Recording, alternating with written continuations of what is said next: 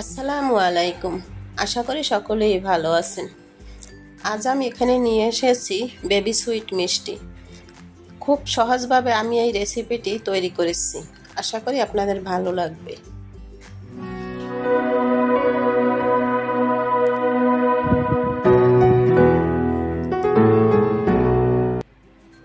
প্রথমে আমি এখানে 1 কাপ ফুল ক্রিম গুঁড়ো দুধ নিয়েছি, চায়ের কাপের 1 কাপ। স্বাদমতো লবণ দিয়ে দিলাম, আধা কাপের মতো ময়দা দিয়ে দিয়েছি। এখন আমি এর ভিতরে একটু ভালো করে নেড়েচেড়ে নিচ্ছি। এখন আমি এর ভিতরে ঘি দেব, 1 চামচের মতো আমি এখানে ঘি দিয়ে দিলাম। ঘিটা দিয়ে এখন আমি হাত দিয়ে ভালো করে মেখে নেব। হাত দিয়ে ভালো করে মেখে নিতে হবে।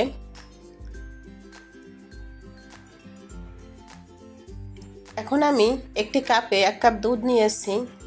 এই দুধটা আমি অল্প অল্প করে দিয়ে একটি ডো তৈরি করে নেব।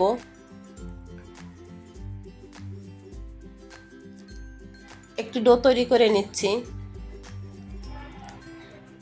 আমার এই গোলাটা এভাবে আঠালো হয়েছে, তার মানে হয়ে গেছে। এখন আমি 10 মিনিটের জন্য রেখে দিলাম। 10 মিনিট পরে নিয়ে আসলাম। পারফেক্ট হয়েছে আমার ডোটা। এখন এখানে আমি ভালো করে আবার একটু মেখে নিচ্ছি। হাতে একটু ঘি মেখে নিয়েছি।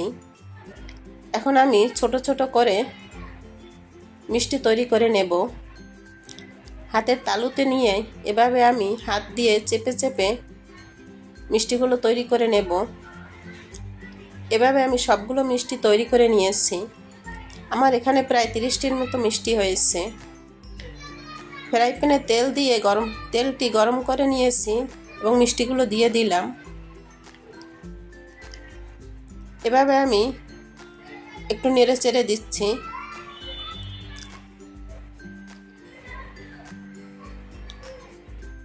মিষ্টিগুলো কালার চলে এসেছে।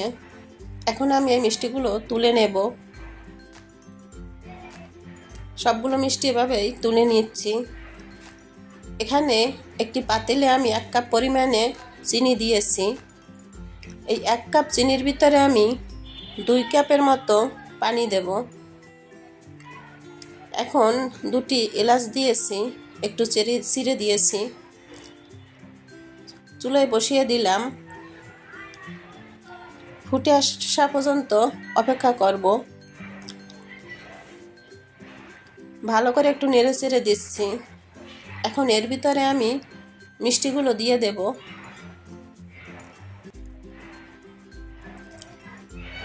চামচ দিয়ে আবার একটু নেড়ে চেড়ে দিচ্ছি, মিশিয়ে নিচ্ছি। 5 মিনিটের জন্য আমি ঢেকে রাখবো।